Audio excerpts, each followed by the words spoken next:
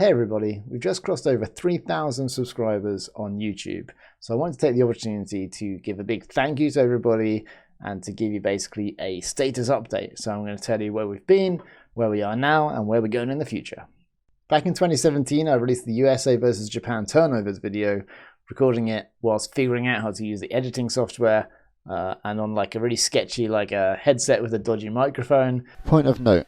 Kichikawa and Tanaka's close positioning here means that Kolik and number 24 Sefton have the opportunity to gain advantage through sandwiching and switching.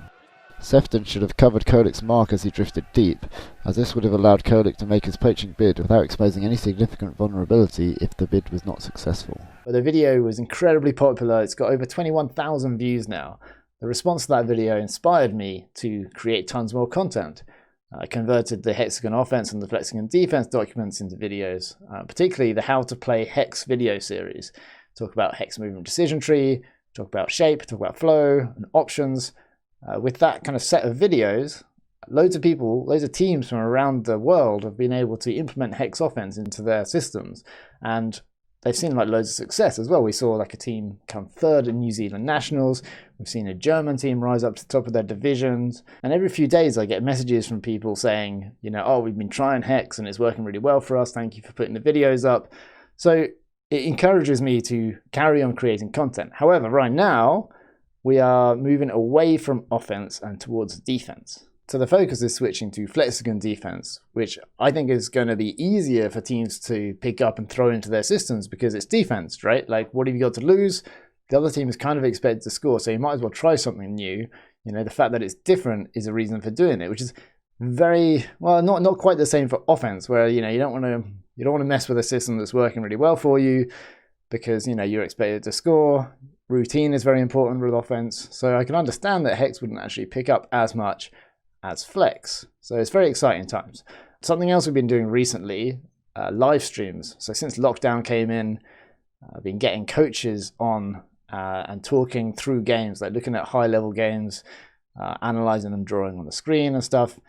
We did about 70 hours worth of live streams, brought them to a close a few weeks ago, and you can find half of that content on YouTube. The other half of that content, the second half of each live stream, is on Patreon. Patreon has enabled me to deliver higher tier content to people that are willing to pay for it, essentially.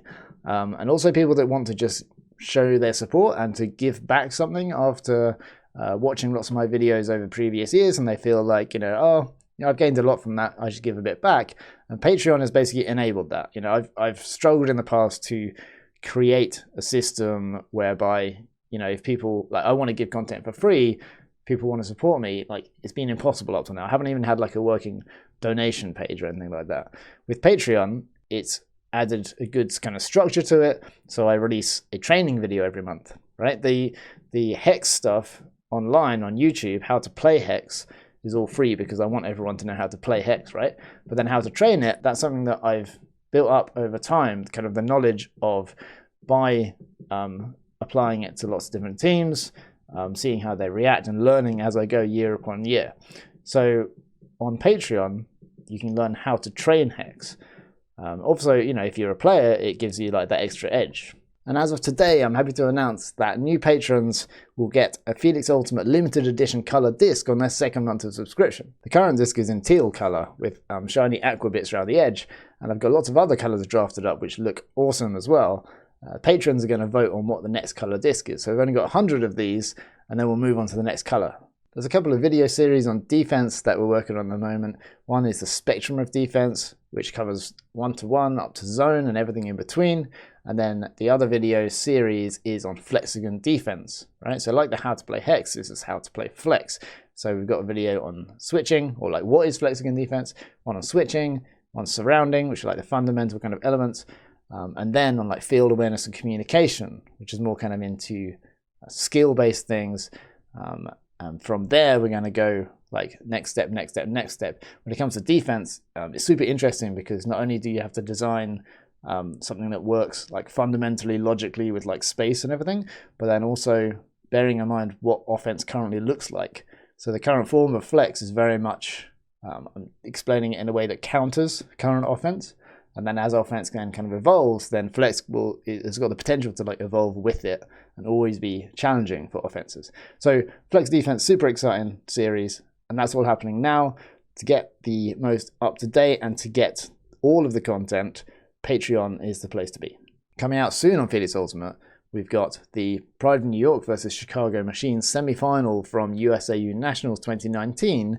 Analysis of that, including all the turnovers, all the scores, how the teams field the pull, and then also all the star players and all their touches of the disc. You might remember the Johnny Bansfield 13 touches of the disc video. That is like part of this analysis series that's coming up.